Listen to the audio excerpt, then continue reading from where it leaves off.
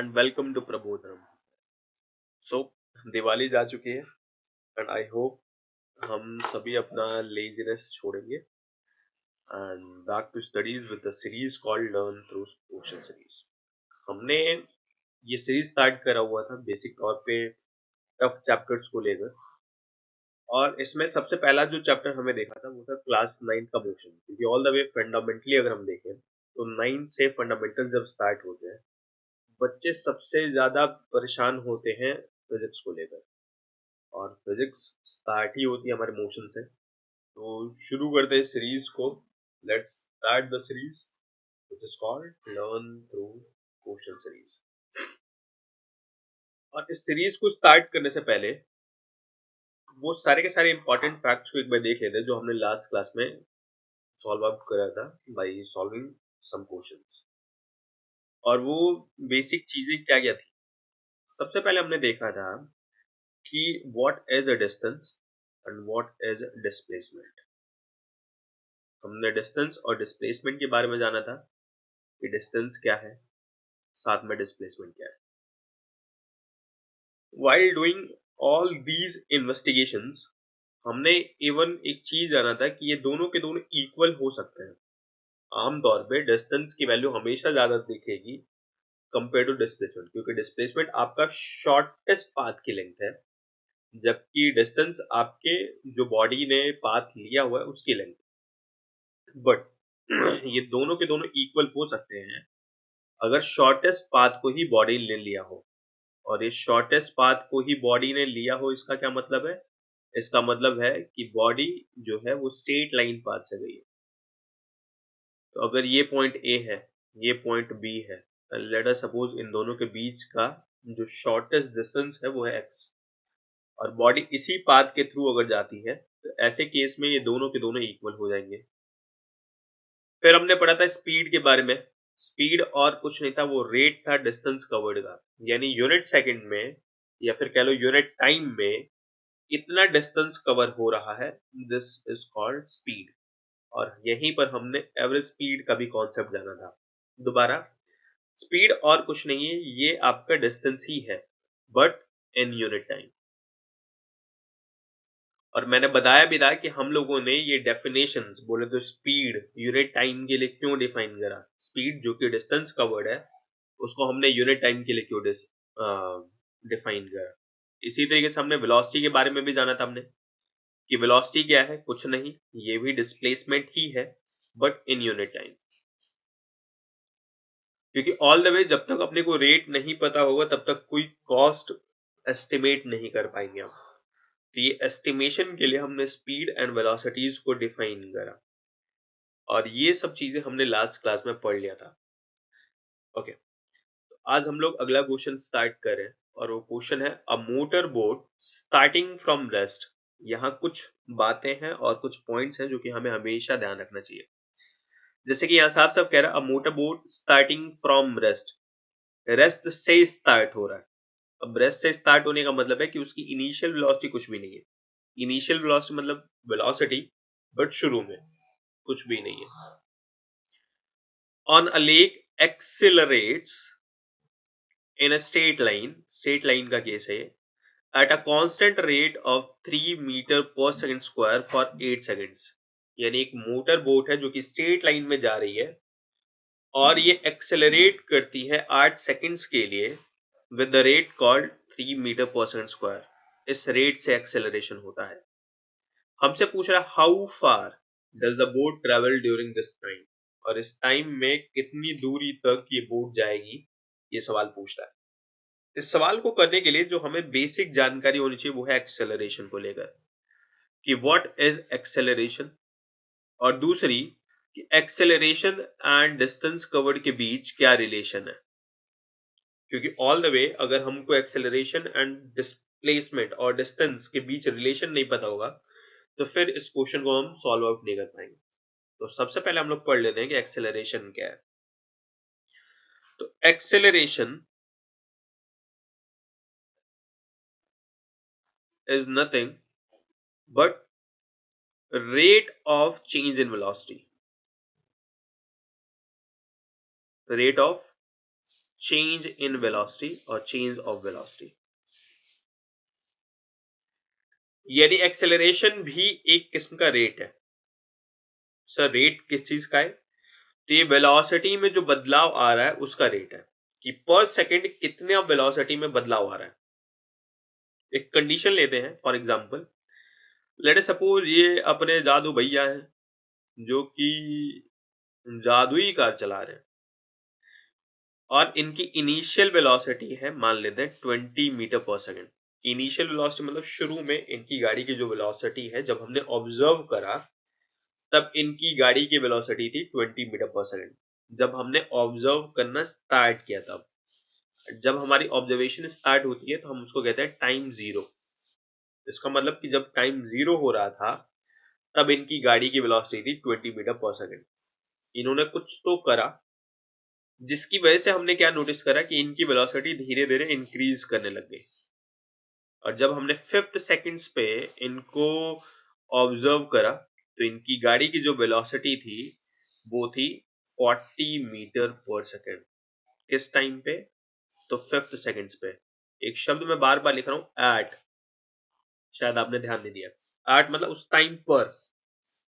तो zero time का मतलब है कि जब हमने ऑब्जर्वेशन स्टार्ट किया था तब इनकी गाड़ी की वेलोसिटी थी 20 मीटर पर सेकंड, और 5वें सेकंड पर जब हमने गाड़ी को ऑब्जर्व करा था तो उस टाइम पर इसकी वेलोसिटी थी 40 मीटर पर सेकंड। इसका मतलब ये है कि टाइम में अगर आप चेंज देखेंगे तो 5 सेकंड्स का चेंज है। यानी दूसरे शब्दों में मैं कह सकता हूं कि ये 5 सेकंड्स में इन्होंने अपनी वेलोसिटी को चेंज किया हुआ है 20 मीटर पर सेकंड से 40 मीटर पर सेकंड तक। और ये चेंज अगर आप देखोगे तो ये चेंज है 20 मीटर पर सेकंड का। और इसको कैलकुलेट कैसे करेंगे हम? तो 40 था हमारा फाइनल एंड 20 है हमारा इनिशियल। तो 40 minus 20 equals to 20 metre per second. तो डेल्टा वी भूलने का मतलब है कि change in velocity. Delta we बोलने का मतलब है चेंज इन वेलोसिटी, और इसकी वैल्यू कितनी है? 20 मीटर पर सेकंड। कैसे निकाला हमने? तो हमने सबसे पहले फाइनल वेलोसिटी को देखा और उसमें से इनिशियल वेलोसिटी को माइनस कर दिया। भाई डिफरेंस से ही तो पता चलेगा चेंज कितने का आया है। लेट सपोज आज मेरे पास 100 रुपए है और शाम को मेरे पास 110 रुपए हो जाते हैं, तो कितने का चेंज आया है मेरे मनी वॉलेट में? तो सिंपल सी बात है, शाम में 110 थे, सुबह 100 रुपए हैं, तो डिफरेंस निकाल लो 10 का, यानी चेंज आया 10 का। तो ये जो वेलोसिटी में चेंज आया है वो है 20 मीटर पर सेकंड का। कितने सेकंड्स में आया है? 5 सेकंड्स में। एक्सेलरेशन क्या है? एक्सेलरेशन है चेंज इन वेलोसिटी का रेट। ये रेट है, और रेट बोलने का मतलब है कि पर सेकंड कितने का चेंज आया है, 5 सेकंड्स में नहीं। आप 5 सेकंड 10 सेकंड में चेंज आ रहा है वो अलग बात है, बट मुझे कैलकुलेट करना है कि एवरेजली पर सेकंड का कितना चेंज आया होगा पर सेकंड का। इसका मतलब ये कि अगर ये लाइन 20 मीटर पर सेकंड को रिप्रेजेंट कर रही है तो मुझे इसको 5 इक्वल पार्ट्स में डिस्ट्रीब्यूट करना पड़ेगा। और अगर मैं इसको 5 इक्वल पार्ट्स में डिस्ट्रीब्यूट करता हूं तो मुझे हर सेकंड में 4 मीटर पर सेकंड का चेंज दिखाई देगा। ये है एक्सेलरेशन। और इस एक्सेलरेशन को कैसे कैलकुलेट किया मैंने? तो चेंज इन वेलोसिटी जितना भी था, चेंज इन वेलोसिटी जितना भी था उसको डिस्ट्रीब्यूट कर दिया टाइम टेकन में। टाइम टेकन का मतलब कि कितना समय लगा है उस वेलोसिटी को चेंज होने में। और यहां आप ऊपर क्वेश्चन में देख पा रहे हैं कि इस क्वेश्चन में 5 सेकंड्स का टाइम लगा हुआ है। 5 सेकंड्स का टाइम लगा हुआ है 20 मीटर पर सेकंड का वेलोसिटी चेंज आने में। ओके, तो अगर मैं इस क्वेश्चन के लिए सॉल्व करूं तो 20 मीटर पर सेकंड का चेंज कितने सेकंड्स में? 5 सेकंड्स में। ध्यान रखने का है कि सेकंड, एक सेकंड तो आया पड़ा है वेलोसिटी वाला और दूसरा सेकंड है टाइम का। और इस तरीके से अगर हम इसको कट करें तो रिजल्ट आएगा 4 मीटर पर सेकंड स्क्वायर। इसको आप 4m s की पावर -2 भी लिख सकते हो, क्योंकि ऑल द वे जो चीजें नीचे हैं उनको ऊपर ले जाने के लिए आपको पावर्स माइनस करने पड़ते हैं।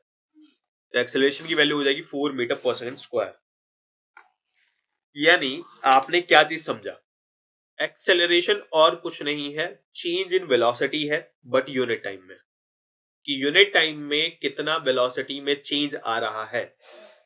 तो सर ये चेंज तो नेगेटिव भी हो सकता है, ऑफ कोर्स, क्योंकि चेंज इज पॉजिटिव नेगेटिव दोनों साइड्स में जा सकते हैं। सर नेगेटिव कब होगा? अगर यही कहानी कुछ ऐसे चल रही होती कि 20 के बदले इसकी फाइनल वेलोसिटी जो है वो 0 हो जाती है, वेलोसिटी डिक्रीज हुई है। बट इस क्वेश्चन में अभी जो ऊपर अभी अभी हमने सॉल्व करा था, इसमें वेलोसिटी इंक्रीज हुई थी, एक्सेलरेशन पॉजिटिव आया था।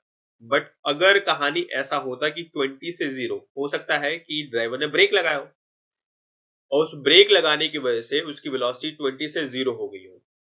तो अगर वेलोसिटी 20 से 0 हो जाती है तो फिर हम कहेंगे यह नेगेटिव एक्सेलरेशन हुआ है, जिसकी वजह से वेलोसिटी डिक्रीज हुई है। और इस चीज को मैं इवन दिखा भी सकता हूं। एक कहानी ले लेते हैं, मान लेते हैं इसी क्वेश्चन में इनिशियल वेलोसिटी थी 20 metre per second and finally velocity हो गई है 0 metre per second after applying brakes. Brakes apply करे उसने, जिसकी वजह से उसकी वेलोसिटी 0 मीटर पर सेकंड हो गई है। और ये 0 होने में मान लेते हैं कि 5 सेकंड्स का टाइम लगा है। तो पहला सवाल, सर वेलोसिटी में चेंज कितना आया? तो final velocity minus initial velocity, final velocity थी 0 metre per second minus initial velocity थी 20 मीटर पर सेकंड। तो रिजल्ट आया -20 मीटर पर सेकंड। कितने टाइम में आया? 5 सेकंड्स में। एक्सेलरेशन निकाल लेते हैं, delta we by T. Delta we का मतलब है चेंज इन वेलोसिटी। तो वेलोसिटी में जो चेंज आया है वो आया है -20 मीटर पर सेकंड का। कितने सेकंड्स में आया है? 5 सेकंड्स में आया है। और इसको सॉल्व करेंगे अगर हम, तो रिजल्ट आएगा -4 मीटर पर सेकंड स्क्वायर। मतलब कि हर second 4 metre per second velocity कम हो रही है। जबकि यहां पे क्या सेंस था? यहां सेंस था कि हर second 4 metre per second velocity बढ़ रही है। पॉजिटिव एक्सेलरेशन हमें यह बताता है कि वेलोसिटी इंक्रीज हो रही है, वेलोसिटी में जो चेंज आ रहा है वो पॉजिटिव आ रहा है। जबकि नेगेटिव एक्सेलरेशन बताता है कि वेलोसिटी में जो चेंज आ रहा है वो डाउनफॉल डायरेक्शन में और डिक्रीज हो रही है।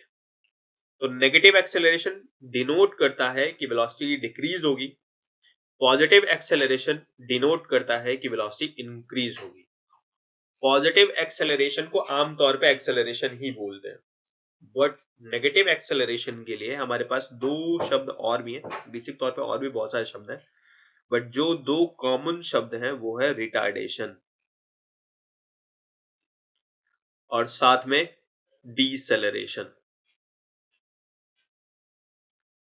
तो डीसेलरेशन बोल दे, रिटार्डेशन बोल दे, नेगेटिव एक्सेलरेशन दे दे, या फिर एक्सेलरेशन की वैल्यू ही नेगेटिव में दे दे, या साथ में एक और चीज बोल दे कि एक्सेलरेशन हो रहा है बट ऑपोजिट डायरेक्शन में। यानी गाड़ी की वेलोसिटी ये है बट एक्सेलरेशन ऑपोजिट है। एक्सेलरेशन ऑपोजिट होने का मतलब है कि इसकी वेलोसिटी डिक्रीज हो रही है।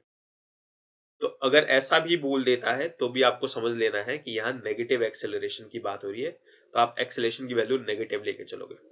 ओके, तो अभी हमने जाना कि एक्सेलरेशन क्या होता है। एक्सेलरेशन कुछ नहीं होता सर, चेंज इन वेलोसिटी होती है बट यूनिट टाइम में। दोबारा, एक्सेलरेशन और कुछ नहीं होता, ये चेंज इन वेलोसिटी ही होती है बट यूनिट टाइम में। ये बात आपको ध्यान रखने का है। यानी ये हमने डिफाइन करा है कि यूनिट टाइम में जितना भी वेलोसिटी में चेंज आएगा that will be called as acceleration. उसको हम एक्सेलरेशन बोलेंगे। तो एक्सेलरेशन क्या है? चेंज इन वेलोसिटी है। दोबारा, एक्सेलरेशन क्या है? चेंज इन वेलोसिटी है बट यूनिट टाइम में। ये एक किस्म का रेट है, कॉस्ट नहीं है। ध्यान से, बेसिक तौर पे रेट और कॉस्ट दोनों एक ही है, लेकिन जब हम रेट बोलते हैं तो एक चीज अंडरस्टूड होती है कि हम बात करें एक के लिए। फॉर एग्जाम्पल, आप आलू वाले के पास जाते हैं और बर्गर वाले के पास जाते हैं, आप पूछते हैं कि रेट क्या है भाई, तो ऑफ कोर्स बर्गर वाला समझ जाएगा कि आप उससे कॉस्ट ही पूछ रहे हो बट एक का। तो कहता है sir cost of the burger is ₹10 पर बर्गर, हर बर्गर का 10 रुपए। तो इस बात को हमें ध्यान रखने का है कि रेट और कॉस्ट में बहुत बारीक सी लाइन है। कॉस्ट जब भी हम बोलते हैं तो वो किसी भी क्वांटिटी का हो सकता है, आधे का, पौने का, एक का, 10 का, 100 का, 1000। लेकिन जब हम रेट बोलते हैं तो यहाँ पूरा फोकस कर देते हैं, कॉस्ट बताना है बट यूनिट का। इसी तरीके से एक्सेलरेशन जब हमने बोला तो हम टोटल चेंज इन वेलोसिटी नहीं पूछ रहे, हम चेंज इन वेलोसिटी ही पूछ रहे हैं, बट यूनिट टाइम का, कि यूनिट टाइम में कितना वेलोसिटी में चेंज आया। ओके, तो अभी हमने इस क्वेश्चन को सॉल्व करने के लिए जो एक बेसिक जानकारी थी वो तो हमने ग्रहण कर लिया भाई ऑब्टेन कर लिए, और वो क्या है, एक्सेलरेशन को लेके। और साथ ही हमने एक्सेलरेशन के बारे में एक और बात जान लिया कि एक्सेलरेशन पॉजिटिव भी हो सकता है, नेगेटिव भी हो सकता है। एक्सेलरेशन पॉजिटिव होने मतलब वेलोसिटी चेंज हो रही है, बट पॉजिटिव डायरेक्शन में बोलने का मतलब है कि वेलोसिटी इंक्रीज हो रही है। जबकि एक्सेलरेशन नेगेटिव बोलने का मतलब क्या है कि वेलोसिटी डिक्रीज हो रही है और वेलोसिटी में चेंज आ रहा है नेगेटिव डायरेक्शन में। लेकिन इस क्वेश्चन को सॉल्व करने के लिए सिर्फ एक्सेलरेशन की नॉलेज होना जरूरी नहीं है, एक और रिलेशन पता होना चाहिए, वो है एक्सेलरेशन एंड डिस्टेंस और डिस्प्लेसमेंट के बीच का। ऑफ कोर्स शुरू में ही बता चुका हूं मैं कि स्ट्रेट लाइन के केस में डिस्टेंस एंड डिस्प्लेसमेंट सेम है, यानी अगर मैं कहीं डिस्टेंस बोल दूं डिस्प्लेसमेंट के बदले और डिस्प्लेसमेंट बोल दूं डिस्टेंस के बदले, तो उसको क्लेम मत करने लग जाना आप कि सर आप यहाँ डिस्टेंस बोल रहे हो डिस्प्लेसमेंट नहीं बोल रहे हो, क्योंकि ऑल द वे अगर पोर्शन स्ट्रेट लाइन के हैं तो वहां मिसनोमर है कि डिस्टेंस एंड डिस्प्लेसमेंट दोनों के दोनों एक जगह पे ऑल्टरनेटली यूज किए जा सकते हैं।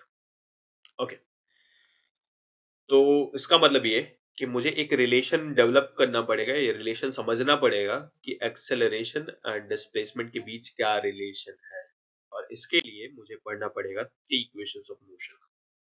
तीन इक्वेशंस, यानी मोशन जब भी होता है इन इक्वेशंस को फॉलो करता है। वो तीन इक्वेशंस कौन कौन से हैं? पहला इक्वेशन है हमारा v equals to u plus at।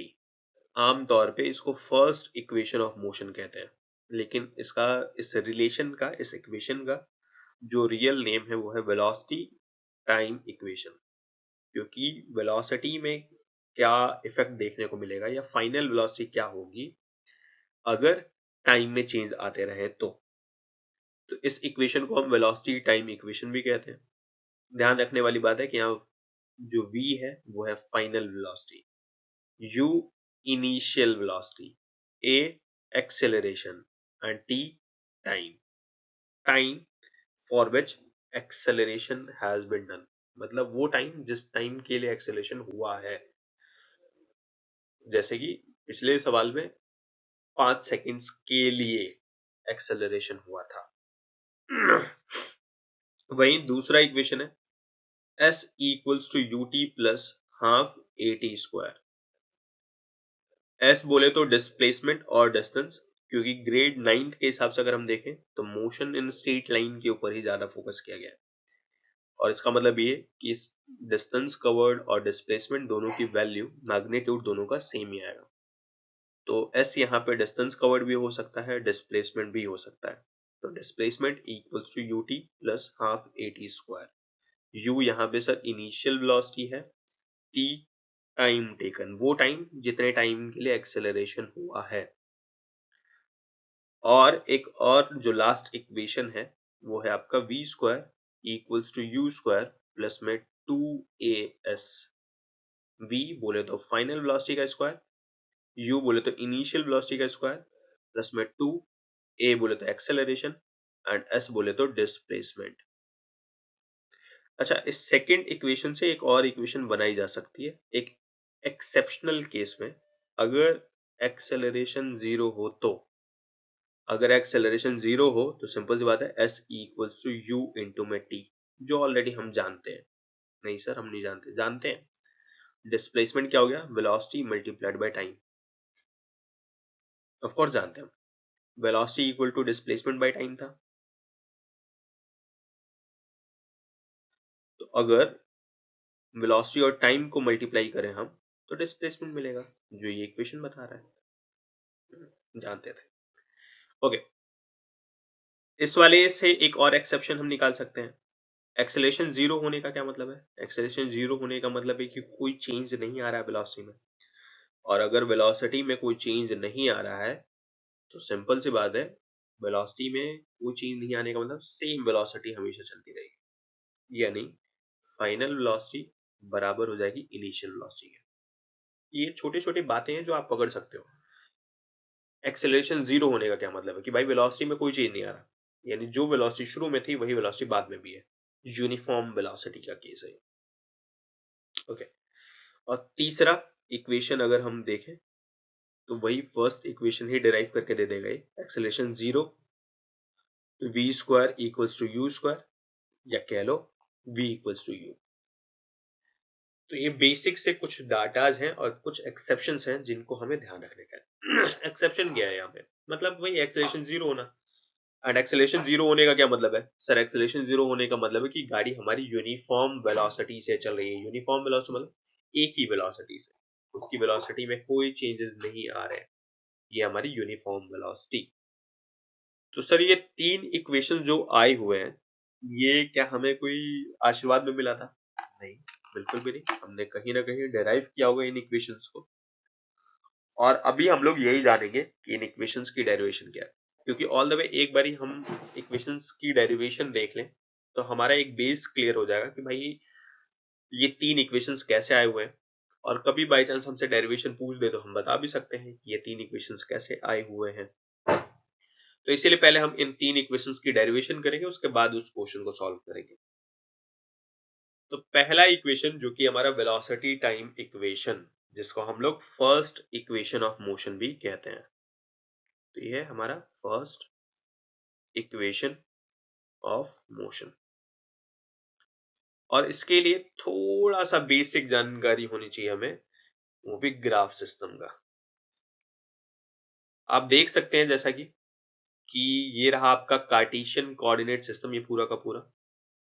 इस कार्टेशियन कोऑर्डिनेट सिस्टम में ये है आपका एक्स एक्सिस, हॉरिजॉन्टल वाली लाइन, जबकि वर्टिकल लाइन रिप्रेजेंट कर रही है वाई एक्सिस को। मोस्टली नाइन्थ में थोड़ा बहुत अब तक तो आप लोगों को आइडिया लग गया होगा कार्टेशियन कोऑर्डिनेट सिस्टम कैसे फंक्शन करता है, बट इसको मैं अपने मोशन के अकॉर्डिंग समझाने की कोशिश कर रहा हूं। यहां पर एक्स एक्सिस जो कि एब्सिसा कहलाता है, इसको हम लोग यूज कर रहे हैं फॉर टाइम, इसीलिए मैं यहां पे टाइम एक्सिस को कहने वाला हूं। वही वाई एक्सिस, ये वाई है और ये एक्स है, ये आपको पता होगा ये ओरिजिन होता है 0,0।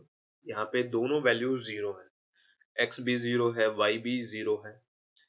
इसके ओरिजिन की अगर आप राइट साइड में चलेंगे तो एक्स की वैल्यू पॉजिटिव होती जाएगी, वही अगर आप लेफ्ट साइड में चलेंगे तो फिर आपकी एक्स की वैल्यूज नेगेटिव होती जाएंगी। वाई में अगर आप ऊपर की तरफ चलो तो ये पॉजिटिव वाई की वैल्यूज होंगी, जबकि वाई में अगर आप नीचे की तरफ चलो तो ये नेगेटिव वाई की वैल्यूज होंगी। ऑल द वे चार क्वाड्रेंट्स हैं, लेकिन हमें सिर्फ और सिर्फ काम जो है ये फर्स्ट क्वाड्रेंट का है। ये फर्स्ट क्वाड्रेंट है, ये सेकंड क्वाड्रेंट है, ये थर्ड क्वाड्रेंट है एंड ये फोर्थ क्वाड्रेंट है। हमें फर्स्ट क्वाड्रेंट से ही मतलब है। तो ये हमारा टाइम एक्सिस है और वाई एक्सिस को हम लोग यूज कर रहे हैं फॉर वेलोसिटी पर्पस। तो जब हमने ऑब्जर्व करा, वेलोसिटी टाइम इक्वेशन के लिए अपने को ग्राफ थोड़ा सा पता होना चाहिए। एंड ये ऑब्जर्वेशन क्या है, लेट अस सपोज जब हमने ऑब्जर्व करा, ऑब्जर्व करने का मतलब है at time equals to zero. तो जब हमने ऑब्जर्व करा तो जो वेलोसिटी थी बॉडी की वो थी u। अब u मुझे नहीं पता है u क्या है, u की वैल्यू क्वेश्चन टू क्वेश्चन कुछ भी हो सकती है। हो सकता है कि किसी क्वेश्चन में इनिशियल वेलोसिटी की वैल्यू 20 दे दे, किसी क्वेश्चन में 10 दे दे, किसी क्वेश्चन में 5 दे दे, वो या फिर रेस्ट भी बोल दे। बट इनिशियली मैं ये मान के चल रहा हूँ कि इनिशियली जब हमने बॉडी को ऑब्जर्व किया था तब उस बॉडी का कुछ वेलोसिटी था एंड वो वेलोसिटी था u। ये वैल्यू u के बराबर है, u उसकी इनिशियल वेलोसिटी थी। और जिस टाइम पे ऑब्जर्व किया था हमने उसी टाइम से ड्राइवर ऑफ द कार और ड्राइवर ऑफ द बॉडी जो है वो एक्सेलरेट कर रहा था। बिकॉज ऑफ एक्सेलरेशन वेलोसिटी में चेंज आएगा, वेलोसिटी सेम रहेगी नहीं, अभी अभी हमने पढ़ा था। और वेलोसिटी में चेंज आता गया आता गया आता गया आता गया आता गया और इस तरीके से वेलोसिटी बढ़ती गई। और किसी टाइम पे हमने चेक किया, वो टाइम टी टाइम के बाद हमने देखा गया कि उसकी फाइनली वेलोसिटी क्या हो गई है। वो टाइम है मान लो टी। और उस टाइम में उस बॉडी की जो भी बॉडी है, उस बॉडी की वेलोसिटी क्या हो गई है, v हो गई है। एंड v वेलोसिटी होने का मतलब है कि वेलोसिटी में चेंज आ गया है। तो ये है उस बॉडी की वेलोसिटी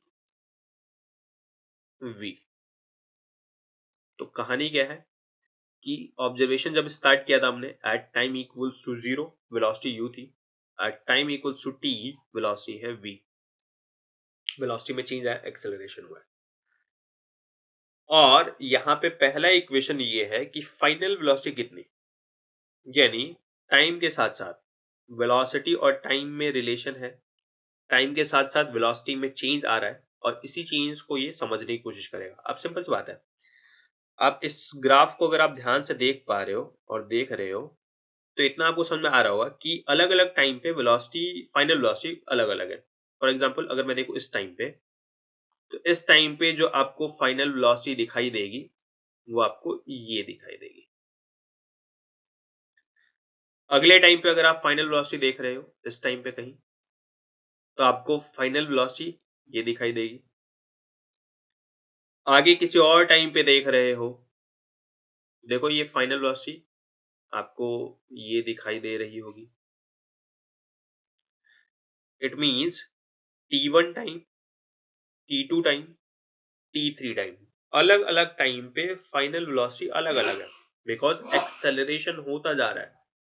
और एक्सेलरेशन होते जाने का मतलब है कि वेलोसिटी में चेंज आता जा रहा है।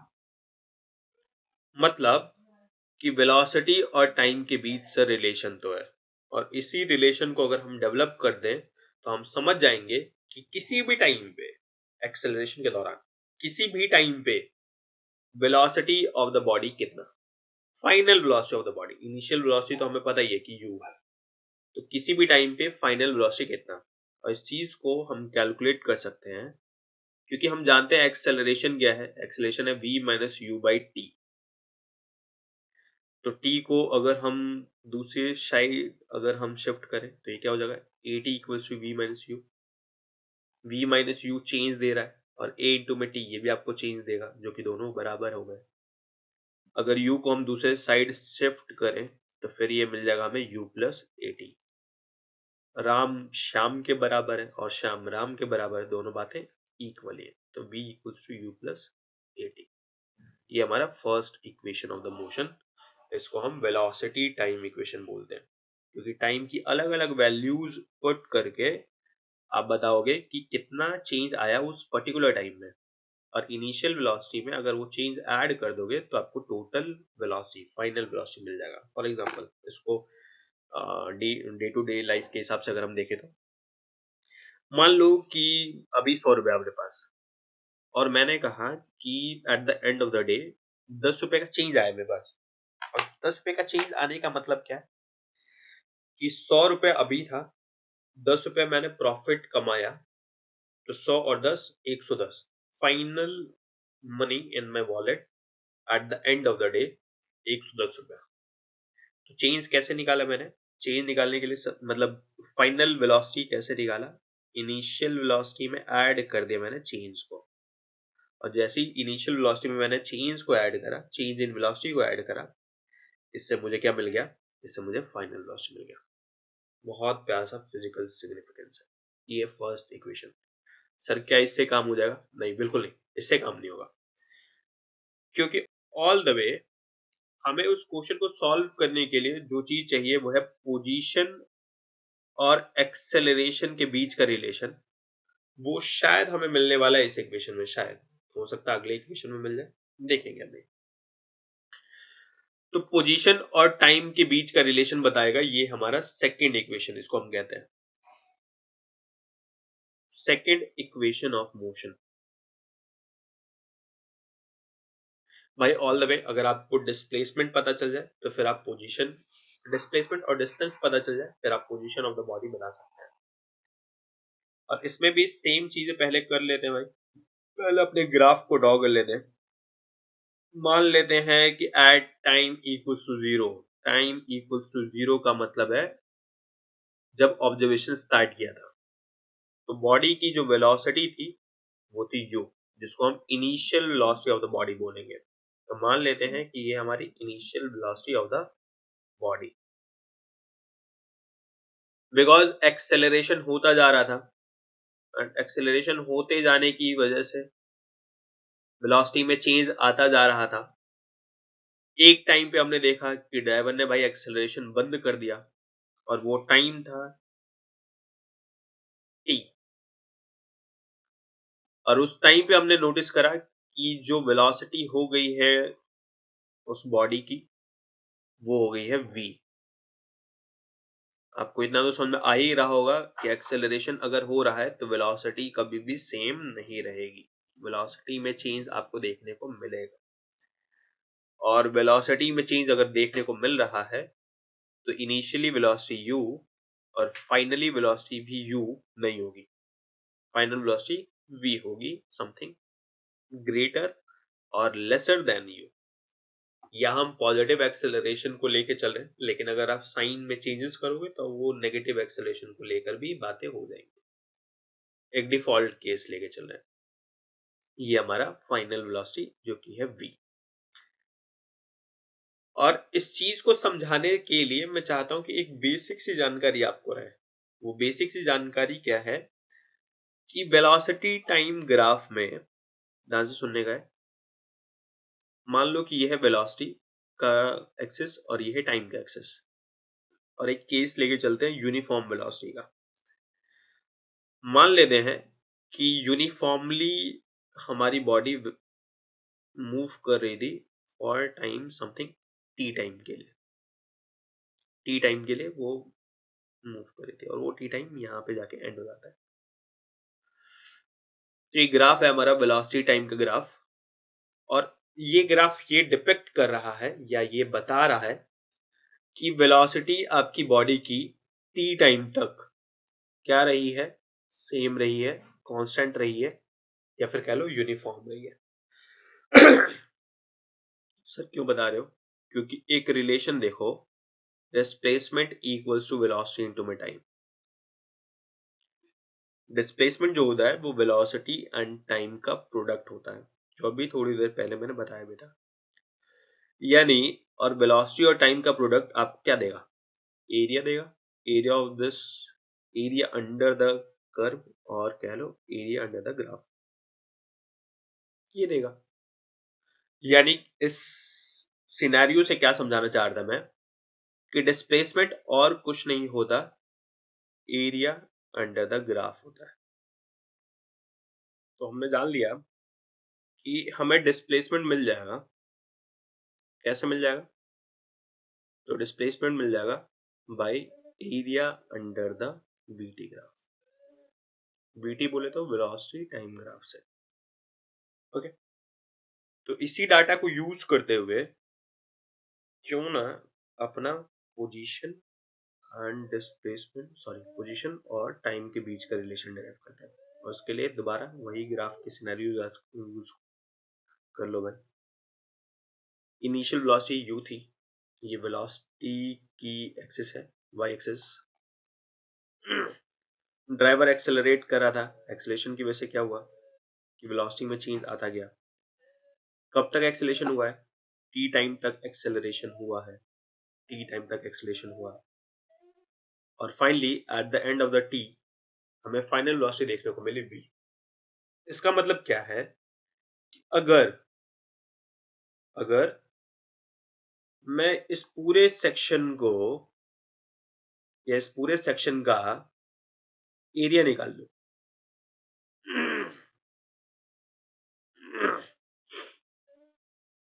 तो मुझे क्या मिल जाएगा?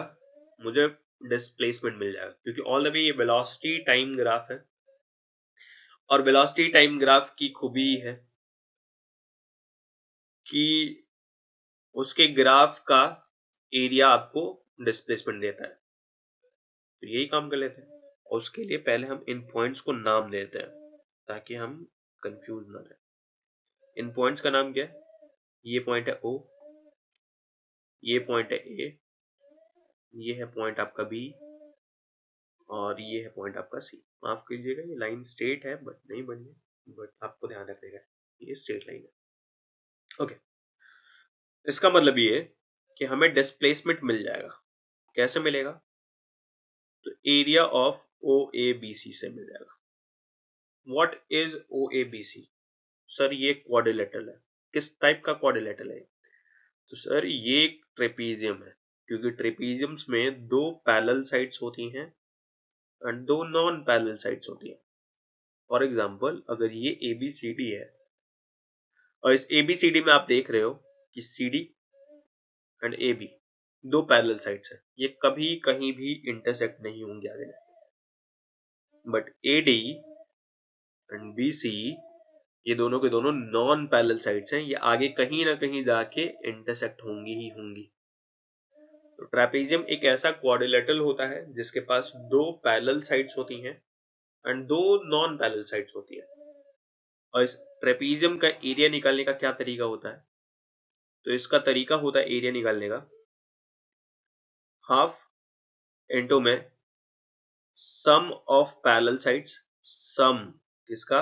पैरेलल साइड्स का, sum of parallel sides multiplied by height और ऑल्टीट्यूड। ध्यान रखना है कि हाइट जो हम निकालेंगे या हाइट जो यूज करेंगे वो हाइट होना चाहिए दोनों पैरेलल साइड्स के बीच का, एंड दोनों पैरेलल साइड्स के बीच मतलब दोनों पैरेलल साइड्स के परपेंडिकुलर डिस्टेंसेस को हम ऑल्टीट्यूड और हाइट बोलेंगे। अगर यहां आप देख रहे हो तो हमारे पास दो साइड्स हैं ही, एक है ओ ए, दूसरा है बी सी, ये दो पैरेलल साइड्स हैं।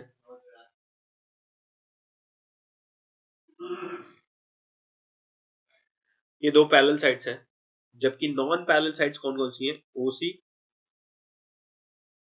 And A B. यहां ध्यान रखना है कि ओ सी एंड ए बी आपके दो नॉन पैरेलल साइड्स हैं। ओ ए एंड बी सी के बीच जो परपेंडिकुलर डिस्टेंस है वो है आपका ओ सी। ओ सी आपका परपेंडिकुलर डिस्टेंस है, यानी इसको हम यूज करेंगे एज हाइट। तो area of O A B C क्या हो जाएगा? तो half into sum of parallel sides. Parallel sides कौन कौन सी यहाँ पे? O A plus B C. और यहां हाइट क्या है दोनों पैरेलल साइड्स के बीच का? वो है ओ सी। पैरेलल साइड्स हो गई हमारी यू, ओ ए को हम यू बोल सकते हैं जबकि बीसी को हम वी बोल सकते हैं, क्योंकि all the way BC represent कर रहा है फाइनल वेलोसिटी को, ओ ए रिप्रेजेंट कर रहा है इनिशियल वेलोसिटी को, और ओ सी रिप्रेजेंट कर रहा है टाइम को। कितना टाइम लगा था? एक्सेलरेशन, ध्यान रखना है एक्सेलरेशन इतने ही टाइम के लिए हुआ है, और इसी टाइम के दौरान हम पता कर रहे हैं कि कितना डिस्प्लेसमेंट हुआ है। ओके, यानी जब तक एक्सेलरेशन हो रहा था तब तक कितना डिस्प्लेसमेंट हुआ है, क्योंकि ऑल द वे गाड़ी खड़े खड़े एक्सेलरेट नहीं कर सकती है। तो गाड़ी ने एक्सेलरेट किया है अगर, तो कुछ डिस्प्लेसमेंट कवर किया गया है या कवर किया होगा, तो वही डिस्प्लेसमेंट पता करें हम कि कितना डिस्प्लेसमेंट कवर किया गया। तो डिस्प्लेसमेंट हो जाएगा हमारा हाफ इंटू में यू प्लस वी इंटू में टी, क्योंकि हम जानते हैं फर्स्ट इक्वेशन से कि फाइनल वेलोसिटी और कुछ नहीं होता है यू प्लस ए टी होता है। तो हम फाइनल वेलोसिटी के बदले u plus a t put कर लेते हैं। अब आपको बेसिक्स मैथ का पता ही होगा कि मैथ्स में मल्टीप्लिकेशन जो होता है वो एसोसिएटिव प्रॉपर्टी को फॉलो करता है। तो 2 इंटू में 3 इंटू में 4 जो है वो 2 इंटू 4 इंटू 3 के बराबर भी होगा। यही एसोसिएटिव प्रॉपर्टी को यूज कर दें, हाफ इंटू टी इंटू में 2u plus a T. Half T को ब्रैकेट खोलने के लिए हमने 2u से भी मल्टीप्लाई कर दिया और इसी हाफ टी को 80 से भी मल्टीप्लाई कर दिया। 2 से 2 कट गया, रिजल्ट आया यू टी प्लस में हाफ ए टी स्क्वायर। ये हमारा डिस्प्लेसमेंट। तो एक्सेलरेशन के दौरान कितना डिस्प्लेसमेंट हुआ है या कितना डिस्टेंस कवर्ड हुआ है अगर स्ट्रेट लाइन का केस है तो, और वो चीज हमें मिल रही है बाय दिस रिलेशन और बाय दिस इक्वेशन जो कि है s equals to u t plus half a t square. और इसी रिलेशन को और इसी इक्वेशन को हम कहते हैं पोजीशन टाइम इक्वेशन, क्योंकि ये इक्वेशन टाइम के साथ साथ पोजीशन में क्या चेंज आ रहा है उसको रिप्रेजेंट करता है। अब देख सकते हो अगर आप टाइम कम लेते तो एरिया कम मिलता आपको, एंड कम एरिया का मतलब है कम पोजीशन में चेंज देखने को मिलता और कम डिस्प्लेसमेंट आपको देखने को मिलता। तो ये हमारा second equation of the motion. अब आ जाते हैं थर्ड इक्वेशन पे। सारा का सारा डाटा सेम रहना है, बस ध्यान रखना है कि हल्का सा चेंज आएगा और उस चीज को हम समझ लेते हैं। ग्राफ तो वही सेम ही बनेगा। तो ग्राफ में क्या भाई, इनिशियल वेलोसिटी क्या थी, इनिशियल वेलोसिटी थी सर यू। इनिशियल वेलोसिटी का मतलब है जब हमने ऑब्जर्व किया, जब गाड़ी स्टार्ट हुई उससे कोई मतलब नहीं, हमने जब ऑब्जर्वेशन स्टार्ट किया, हमने जब ऑब्जर्वेशन स्टार्ट किया था यानी एट टाइम इक्वल्स टू 0 पे हमने जब बॉडी को देखा था तो उसकी वेलोसिटी क्या थी, यू थी। वही बॉडी एक्सेलरेट कर रही थी क्योंकि, तो उसकी फाइनल वेलोसिटी जो हो गई वो समथिंग v हो गई है। कितने टाइम में हो गई है ये v, तो t टाइम में ये वेलोसिटी जो है वो v हो गई है।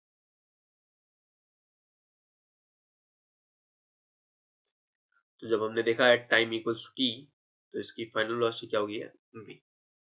क्या पास में, बहुत बड़े। और क्योंकि हम जानते हैं, अब हम जान चुके हैं कि पोजीशन सॉरी डिस्प्लेसमेंट को अगर हमें फाइंड आउट करना है, तो ग्राफ से अगर डिस्प्लेसमेंट फाइंड आउट करना है तो कुछ नहीं करना, हमें area under VT graph calculate करना है। तो वीटी ग्राफ के बीच क्या एरिया है वो अभी कैलकुलेट कर लेते हैं। वही पॉइंट्स के नाम दोबारा, ओ ए बी सी, यानी हमें निकालना पड़ेगा एरिया ऑफ क्वाड्रिलेटरल जो कि यहाँ पे ट्रापेजियम का शेप ले रखा है, ओएबीसी का। ओएबीसी ट्रापेजियम का एरिया निकालने का क्या तरीका है, तो हाफ इंटू में sum of parallel sides into में हाइट। यहाँ पैरेलल साइड्स कौन कौन सी हैं, तो ओए है, साथ में बीसी है। हाइट क्या है इन दोनों के बीच का, ओसी है। हाफ इंटू में ओए बोले तो यू, बीसी बोले तो वी, इंटू में ओसी बोले तो टी। चेंज यहाँ पे है, ध्यान से देखने का है। अभी हमने क्या किया था, जब हम पोजीशन टाइम रिलेशन डिराइव कर रहे थे, ये पोजीशन वेलोसिटी रिलेशन है और इक्वेशन। तो हमने अभी क्या किया था कि v equals to u plus a t put करा था, बट इसके बदले हम v minus u by a भी तो लिख सकते हैं t के बदले। तो t के बदले अभी हम यही लिखने वाले हैं, हाफ इंटू में v प्लस यू इंटू में v minus u by A. Sir यहाँ u प्लस v लिखा हुआ है, यहाँ v प्लस यू लिख रहे हो, अरे ये बेसिक से सवाल है भाई, 2 प्लस 3 लिखो और 3 प्लस 2 लिखो, दोनों बराबर ही है। तो u प्लस v लिखो और v प्लस यू दोनों सेम है ना, commutative law of addition. Into में v minus u by a. क्या मैं इसको ऐसे लिख सकता हूँ 1 by 2a b square minus u square, of course लिख सकता हूँ क्योंकि v प्लस यू यानी a plus b into a minus b क्या देगा, a square minus b square, तो v square minus u square. अब इस 2a को दूसरी तरफ अगर हम भेजें तो क्या मिलेगा हमें, 2as equals to v square minus u square. और इस तरीके से हमें मिल गया third equation of the motion, वो है v square equals to u square plus 2as, third equation of the motion.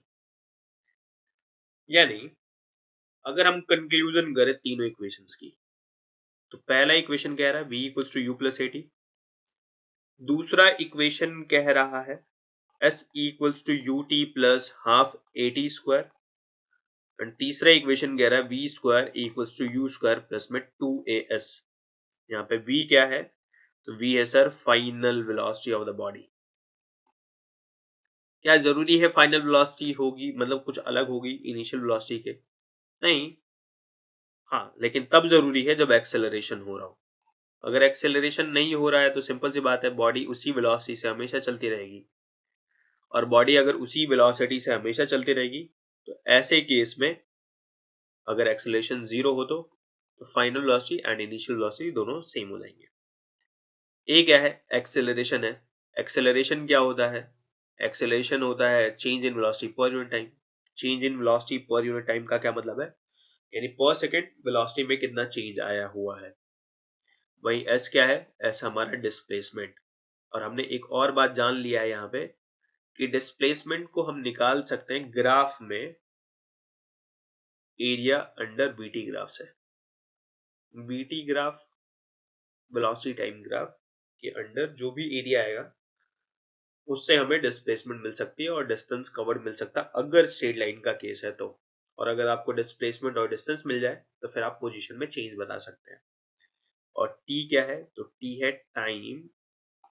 कौन सा time, starting time, initial time, नहीं नहीं नहीं, ये टाइम है फॉर विच बॉडी एक्सेलरेटेड, वो टाइम जितने टाइम के लिए बॉडी एक्सेलरेट हुई है उस टाइम की बात करें। तो ये तीन इक्वेशंस हमें मिल चुके हैं, तीनों इक्वेशंस में कौन सा नोटेशन क्या समझा रहा है ये बात समझ में आ चुकी है। और हमें फाइनली केसेस थोड़े से एक्सेप्शनल मोड्स में भी समझ में आ चुके हैं। और अब हम लोग इस क्वेश्चन को सॉल्व कर सकते हैं। कह रहा है a motor boat starting from rest, rest से स्टार्ट हो रहा है, इसका मतलब कि इनिशियल वेलोसिटी जो मोटर बोट की थी वो थी 0 मीटर पर सेकेंड।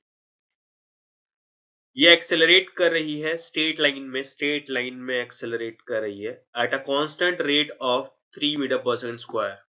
एक्सेलरेट कर रही है 3 metre per second square. Sir square होगा स्क्वायर या फिर सिर्फ सेकंड होगा, स्क्वायर होगा। ऑलरेडी याद कर लो भाई, delta we by T acceleration होता था। 1 मीटर पर सेकंड तो यहां से आएगा, टाइम का 1 सेकंड आ जाएगा, तो ये सेकंड और ये सेकंड दोनों क्या हो जाएंगे, मैं ऊपर वाले को नीचे लेके आऊं तो ये दोनों मल्टीप्लाई होकर क्या दे देंगे हमें, मीटर पर सेकंड स्क्वायर। तो एक्सेलरेशन की जो यूनिट होती है वो होती है मीटर पर सेकंड स्क्वायर। इसको मैं लिख सकता हूं इस तरीके से भी, 3ms-2। कितने टाइम के लिए एक्सेलरेशन हो रहा है, 8 सेकंड्स के लिए, फॉर 8 सेकंड्स, फॉर के लिए।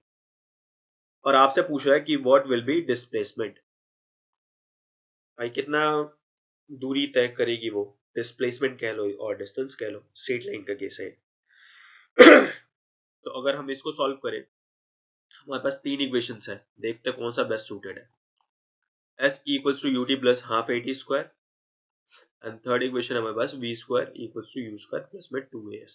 देख सकते हो ये इक्वेशन आपको बेस्ट सूटेड लग रहा होगा, क्योंकि ऑल द वे आपको डिस्प्लेसमेंट निकालना है, u आपको पता है इनिशियल क्या है, आपको ये भी पता है कितने टाइम तक एक्सेलरेशन हुआ है, t दे रखा है, एक्सेलरेशन की वैल्यू भी पता है आपको, दे रखा है, आप आराम से सॉल्व कर सकते हो। इसकी वैल्यू क्या हो जाएगी, ut plus half at square. यहाँ u की वैल्यू 0 इंटू में 8 प्लस में हाफ इंटू में 3 इंटू 8 टी स्क्वायर है, ध्यान रखना है, ए टी का होल स्क्वायर नहीं है, सिर्फ टी का स्क्वायर है। तो 2 4 8, ये होगा 0 प्लस में 12 8 96, और ये हो गया आपका 96 मीटर्स का डिस्प्लेसमेंट हो गया 96 मीटर। ओके। तो ये क्वेश्चन काफी लेंथी चीजों को कंटेन करके रखा हुआ था, क्योंकि इस क्वेश्चन को जब हमने सॉल्व करा तो इस क्वेश्चन में हमें ग्राफ्स का भी पता चला, थोड़ा हमें तीनों इक्वेशंस के बारे में पता चला कि तीनों इक्वेशंस कैसे हम निकाल सकते हैं। और तीनों इक्वेशंस के डेरिवेशंस के बाद हमने इस क्वेश्चन को सॉल्व किया, जो कि बहुत इजी सा क्वेश्चन था, इसमें कुछ नहीं था, बस बेसिकली फॉर्मूला रिलेटेड था, अपने फॉर्मूला ही पुट ऑन करना था बस।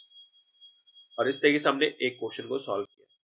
नेक्स्ट क्वेश्चन है, a driver of a car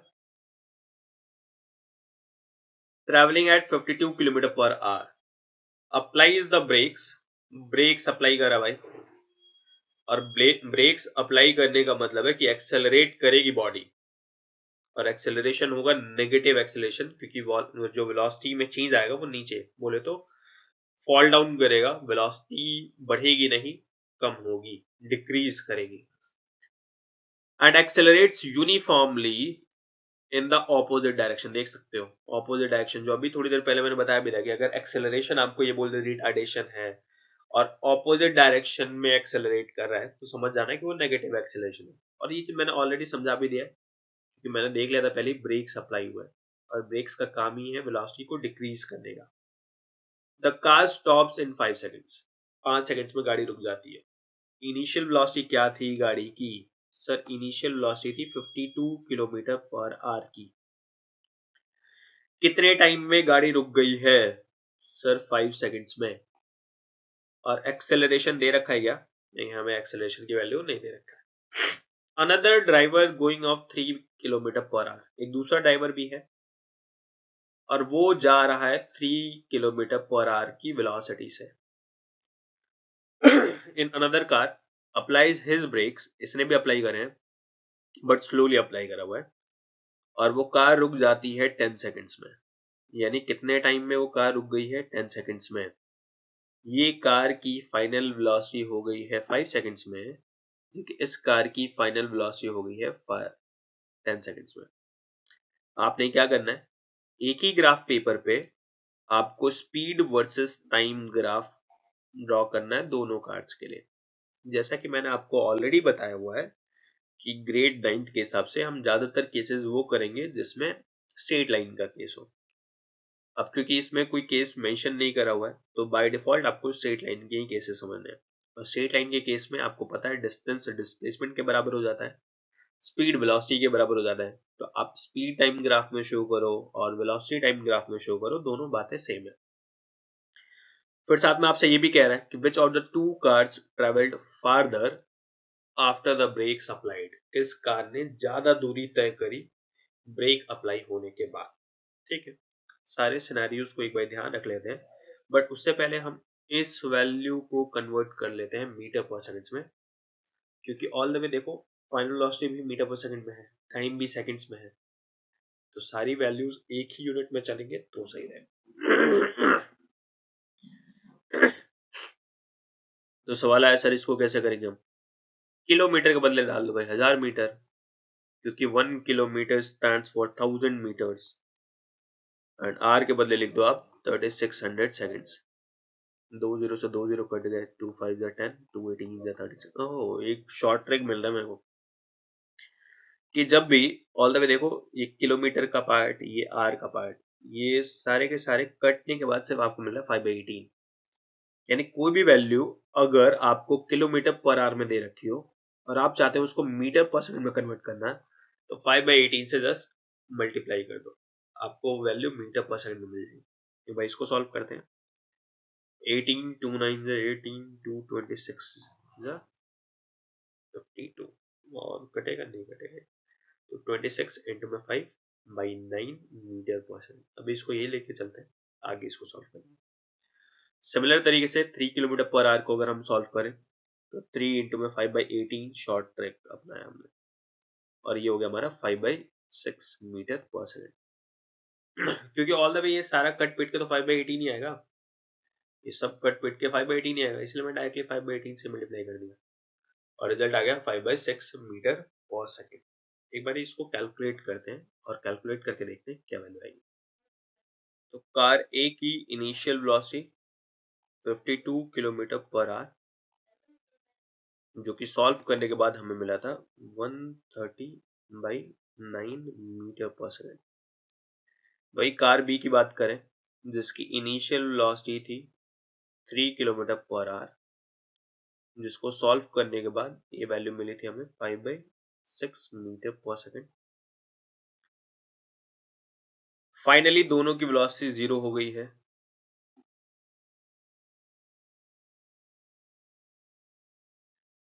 एक ने टाइम लिया है 5 सेकंड्स का, जबकि दूसरे ने टाइम लिया है 10 सेकंड्स का। दोनों के लिए पहले ग्राफ बना लेते हैं। ओके, हाँ लेकिन उससे पहले अगर मैं इसको सॉल्व करूं तो ये आएगा लगभग 14.4 मीटर पर सेकंड, ताकि कैलकुलेशन पर्पस आसान है। और वही इसको सॉल्व करें अगर हम तो 0.8 के approximate metre per second, 0.8 metre per second. Okay, तो मैं यूज कर रहा हूँ ग्रीन फॉर कार ए। तो कार ए की अगर हम देखें तो इसकी 14.4 फॉर एग्जांपल लेके चलते हैं भाई, दो दो का इंटरवल लेके चल लेते हैं। तो ये 2 मीटर पर सेकंड, 4, ये है 6, ये 8, ये है 10, ये 12, ये 14 और 14.4 समथिंग यहाँ कहीं। 14.4 मीटर पर सेकंड। कितने सेकंड्स में आया है? तो 5 सेकंड्स में आया ना, तो 2 का 2 second, 4 second, 6 second, 8 second, 10 second. ये टाइम को रिप्रेजेंट कर रहा है, ये वेलोसिटी को रिप्रेजेंट कर रहा है। ये मीटर पर सेकंड्स में वैल्यू है, जबकि ये आपकी सेकंड्स में ये वैल्यू है। तो 14.4 से 0 होने में टाइम लगा है कितना? 5 सेकंड्स का। तो ये है आपकी स्ट्रेट लाइन है भाई, ध्यान रखना स्ट्रेट लाइन है। आप लोग प्लीज स्केल्स वगैरह यूज करना। तो अगर मैं इस वाले एरिया को निकाल दूं, इस वाले एरिया को अगर मैं निकालूं, तो फिर मुझे मिल जाएगा कि कितना डिस्प्लेसमेंट हुआ है किसका? तो कार ए का। वही अगर मैं कार बी की बात करता हूं, तो कार बी के हिसाब से अगर हम देखें, तो इसकी initial velocity 0.8 metre per second, वो कहीं यहां कहीं पे होगी। और ये 10 सेकंड्स में जाके 0 हुई है, क्योंकि उसने बहुत धीरे। और इस ड्राइवर के केस के लिए अगर हम बात करें, तो सिर्फ ये वाला एरिया आपको जो है वो देगा इस कार बी का डिस्प्लेसमेंट। ओके, ठीक है। तो निकालते हैं भाई, दोनों के लिए डिस्प्लेसमेंट कैलकुलेट कर लेते हैं भाई। सबसे पहले कार ए का डिस्प्लेसमेंट देखें, एरिया ही निकाल लेना। ठीक है, तो एरिया के लिए क्या हो जाएगा भाई हमारे पास? एरिया अंडर वीटी ग्राफ जो है वो क्या देगा हमें? डिस्प्लेसमेंट निकाल देगा। और डिस्प्लेसमेंट निकालना था तो हम क्यों ना वीटी ग्राफ का एरिया निकाल लेते हैं।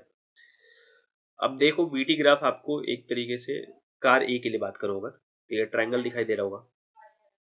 और अगर ट्रायंगल दिखाई दे रहा है, इसमें ये परपेंडिकुलर साइड है। बहुत सिंपल सा है फिर तो, ये हाफ इंटू में बेस इंटू में हाइट, जो कि ट्रायंगल का एरिया होता है। तो बेस हो गया आपका 5, ये 5 हो गया आपका बेस। और हाइट क्या है यहाँ पे? हाइट है आपकी ये, और ये हाइट है आपकी 14.4, और लिख लो 130/9। 2 से इसको कट करोगे अगर, तो फिर ये हो गया आपका 2 6 12 1 65। 9 से कटने के चांस नहीं लग रहे हैं। अभी इसको सॉल्व करेंगे कैलकुलेटर यूज करके। आप लोग नहीं यूज करोगे, मैं कर सकता। ओके, वही दूसरी तरफ अगर हम बात करें, S इक्वल्स टू वही area under VT graph. VT graph यहाँ पे हाफ इंटू में base into height. Base base ये पूरा का पूरा बेस है, जो कि है 10 का। और हाइट कितना है? कुछ नहीं सर, 5/6 ओनली। तो 2 5 10, ये हो गया 25/6 मीटर, सॉरी मीटर। और उसी को सॉल्व करेंगे तो 4.10 4.1 मीटर के करीब में आएगा। जबकि इसको सॉल्व करें अगर हम, तो 65 5 650 डिवाइडेड बाई 325/9। और 325/9 का मतलब हो गया 9 4 9 3 27। ठीक है, 27 5 5 9 6 9 5 9 6 54.10 36.1 मीटर। मीटर है, मीटर पर सेकंड मत समझ लेना, क्योंकि डिस्टेंस है, और डिस्टेंस आपके मीटर्स में होता है। तो इसका है लगभग 36.1 मीटर, जबकि इसका है 4.1 मीटर। समझ में आ ही रहा होगा कि जो कार ए है उसने ज्यादा डिस्टेंस कवर किए हैं, जबकि कार बी है उसने कम डिस्टेंस कवर किए हैं। ठीक है, ओके। तो अभी हमने ये क्वेश्चन को सॉल्व कर लिया है। और अभी तक अगर हम पूरा का पूरा देखें, इन 4 से 5 क्वेश्चंस के अंदर अगर हम देखें, तो हमने क्या क्या डाटा एक्वायर कर लिया। सबसे पहले हमने डिस्टेंस एंड डिस्प्लेसमेंट के बारे में जान लिया कि डिस्टेंस क्या होता है, डिस्प्लेसमेंट क्या होता है। फिर हमने ये भी जान लिया है कि यूनिट टाइम में जो डिस्टेंस कवर्ड होता है उसको स्पीड कहते हैं। यूनिट टाइम में जो डिस्टेंस डिस्प्लेसमेंट होता है उसको वेलोसिटी कहते हैं। ये दोनों इक्वल हो सकते हैं in case of straight line, दोनों इक्वल हो सकते हैं in case of straight line motion. फिर हमने तीन इक्वेशंस की बात करी, वो तीन इक्वेशंस कौन कौन से हैं? v equals to u plus a t, s equals to u t plus half a t square, साथ में s two a s equals to v square minus u square. ये तीन इक्वेशंस और साथ में कुछ बेसिक बातें, for example s equals to u t होगा कब होगा? अगर एक्सेलरेशन जीरो हो तो। फिर हमने ये भी जाना कि एस की वैल्यू आप निकाल सकते हो by area under VT graph से। ध्यान रखना वीटी ग्राफ होना चाहिए वीटी वाला, वीटी बोले तो वेलोसिटी टाइम ग्राफ, उसी से मिलेगा। तो अब तक हमने इन कुछ बेसिक सी जानकारियों से पूरी की पूरी कहानी को पढ़ लिया। बाकी नेक्स्ट क्लास में बहुत सारे क्वेश्चंस नेक्स्ट क्लास में जाएंगे, क्योंकि अभी तक जो 4-5 क्वेश्चन थे उनमें बहुत सारे बेसिक डाटा थे। अब ऑलरेडी आपको ये बेसिक जानकारी आ चुकी है, तो फिर इन बेसिक्स को यूज करके हम बाकी सारे क्वेश्चंस को कर सकते हैं। तो तब तक के लिए थैंक यू। देखते रहो, पसंद आए तो लाइक शेयर सब्सक्राइब करना मत भूलो। Keep watching, keep studying. Okay, bye.